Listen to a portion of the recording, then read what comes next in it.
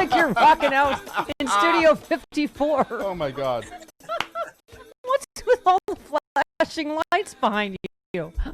That's my basement. My basement's Studio 24. There's just more drugs around. That's all good. Hello from the New York Bureau.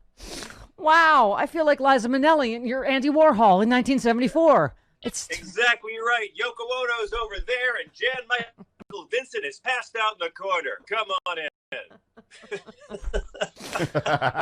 All right, John, how excited are we, first of all, about Sexy Liberal Virtual 5? We will be filming later today with the entire cast, but I was trying to say, I normally try to keep secrets. Everyone is in this one. Martin Sheen, Lily Tomlin, right? Everyone. Paula Poundstone, Judy Tenuta, Billy West, Jen Kirkman, Billy West, all of our regulars, all of our semi-regulars, Malcolm Nance, Glenn Kirshner, Jill Winebanks.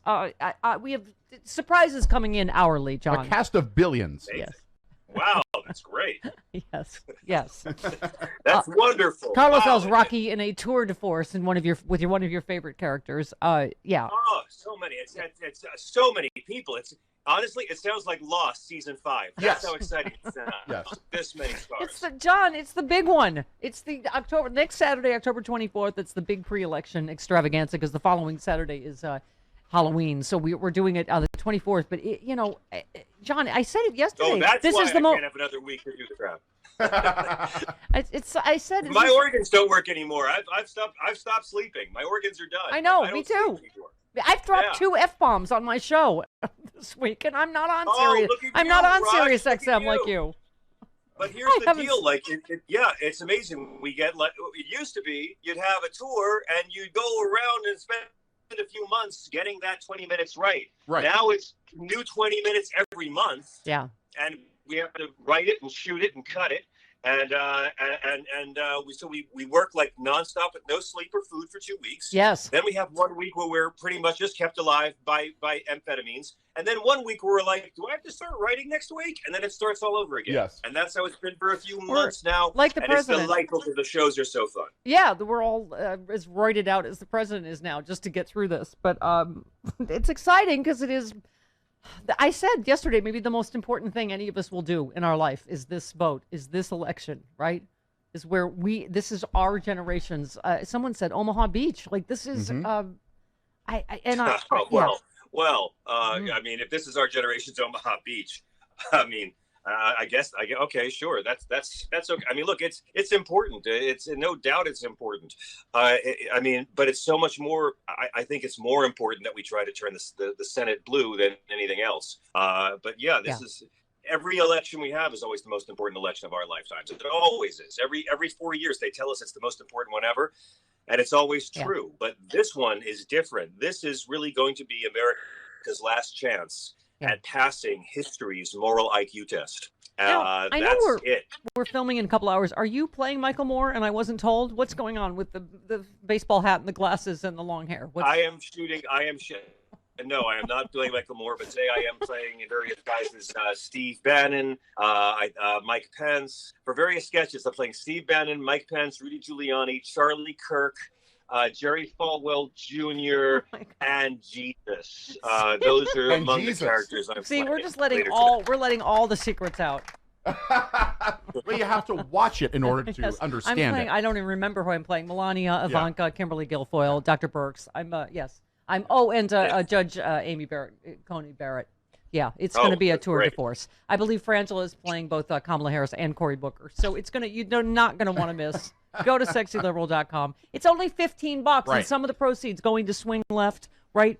For those to get to those swing states in the last weekends to get the vote out. Yes. It is all for a good cause, and to keep my sexy liberals, solvent during this time until we can get rid of this nightmare, get our country, our health, our economy back. He really has, John. He's made us poorer, and he's made us poorer and sicker. I'm doing okay in that department. I'm okay. I want to give you good news. I'm selling my script for my pilot. It's called God Unfriended Me, and it's about a guy who goes to hell, and in hell he's forced to watch every episode of God Friended Me on a loop. I don't know. The UPN network just did. We're very excited, so we'll see. UPN. I feel like there's more of these guys. Wisconsin bar owner Mark Schultz is in the ICU with COVID after hosting Don Jr. at his establishment last March.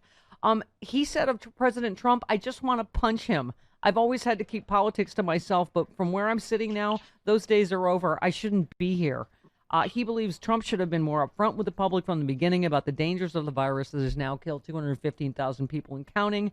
"I'm just frustrated with the president, the nonchalantness of this virus. They should be afraid. It's nothing to mess with. I just can't sleep. If you can't breathe, you can't sleep."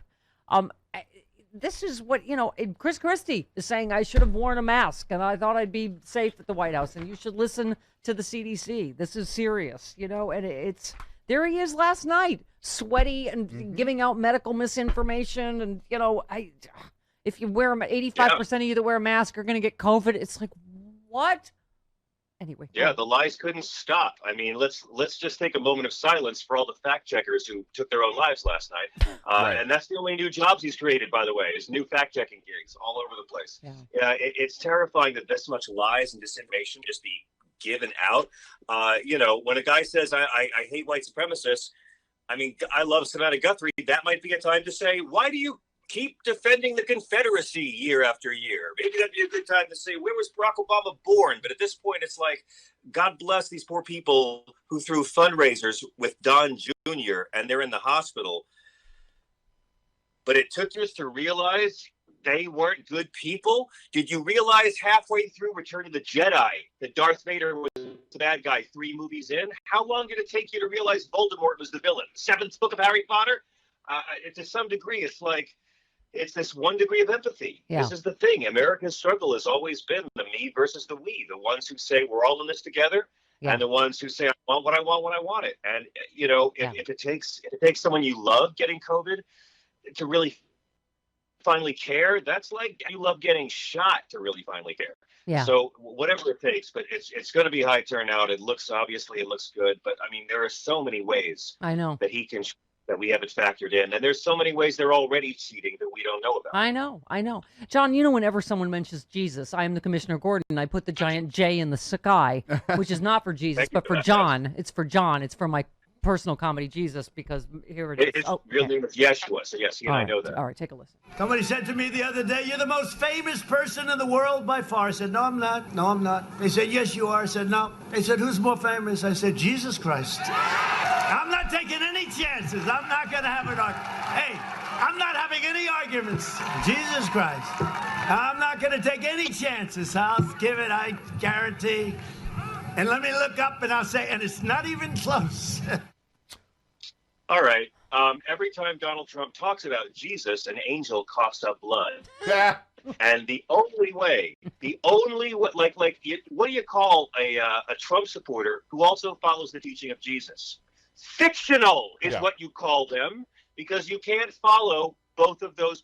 Anyone who says you could follow Jesus and Donald Trump has never read either one of their books. The only thing Trump and Jesus have in common are they hung out with hookers and they both use ghostwriters, and that's it. And every night on SiriusXM, I challenge any Trump Christians, call me up and say to me one teaching of Christ, just one, that Trump's not the opposite of. Yeah. Steph, it's been 5 years. No one has given me one yet, because you can't. You can call yourself a Christian. I don't even know what that word means in this country anymore. But do you follow the Nazarene? No. And that's the question, look, John. That's the question. Yeah. Are we going to take back our country, and are Christians going to take back their religion? I mean, here's Ben Sasse, Republican senator, knowing that Trump mocks evangelicals behind their back. I mean, Republicans know. Wow, if only there'd been some way that Ben Sasse could have removed this man from office earlier this year. Or said that publicly. Yeah. Mm-hmm. Let me tell you something. This is gonna be like all the Slytherins after Voldemort was defeated in the last Harry Potter book. And I realize that's my second Harry Potter reference of the session, but I haven't slept much. I think your son is going to make it. I believe your son's making another appearance in this Sexy Liberal. Oh, that's right. Did you see that? Yes. Exactly. That involves Harry Potter. Yeah. Okay. Oh yeah. No, look. I mean, and we have a Grand Doom. I believe a Grand Doom is going to appear as well. Yes, Dr. Doom's grandchild. Yes, there's children in this one. There's nudity, John. All right, go ahead. I hope so. And naked children. We're very French. No, the children are clothed. I thought we were doing a Netflix thing to get publicity. Oh my God, I've been filming all these naked infants. You're telling me this now? After Cuties, I thought this is how we get written up. If Tucker Carlson takes us on, Stephanie, that's all we're doing. I hacked Netflix to redirect the Cuties pervert audience to our show. So you're catching me at the wrong time. My goal is only to get our Judge Janine sketch on Judge Janine. Yes. Oh my God. Like, are we going to be smug to our conservative friends when they finally realize they were conned? No, we're not going to care, because anyone who's still supporting Trump after all, sorry, we can still love them if they're our family, but we're not going to respect. No, we're going to be Jesus like you after every single one of my disastrous breakups. That's what we're going to be like. We're going to be like, oh, honey, I know, you're a mess. Come here. They're there. Yeah. Well, the difference is you think now. the people you broke up with can walk on water, but yeah, this is going to be ugly, and anyone who thinks it's going to get better when this is done, because Donald Trump is still going to control 30% of the population, which are blindly obedient, and Mitch McConnell is going to do everything. They're already setting it up. Like, they are going to try to destroy Joe Biden in year Oh, I know. Rupert Murdoch has already gone on record saying Trump's going to lose. I mean, they're but look what they're doing. Trump has spent these last 4 years taking credit for every Obama economic trend. Yeah. And ask your conservative friends, what Obama trends has he reversed? And now they're going to go from giving Trump credit for Obama's unemployment numbers to blaming Biden for the results of their incredibly horrible tax cut and these terrible Trump economic policies. And by the way, the recession began in February. We have to remember that. The recession began before the lockdown even started. Yeah. So to blame all of this on COVID is crazy. Yep. This is what happened under Bush. It just happened a couple of years sooner. The fight is going to continue, and the worst thing we can do after Election Day is to check out and say, well, the good guys are in charge. I don't need to pay attention now. Like, if you show up in 2020, you can show up in 2022, because Joe Biden is going to need you much more after Election Day than he did before Election Day. Yeah, exactly. All right, I'll see you for the thing in an hour or so. Love you. Got to go. SexyLiberal.com, tour section. Thank you, yeah. And who do you have on your show tonight? I don't even know. I can't see anymore. I had Dan Rather on last night. Oh, wow. Okay. Debate special, and we did a great conversation on it.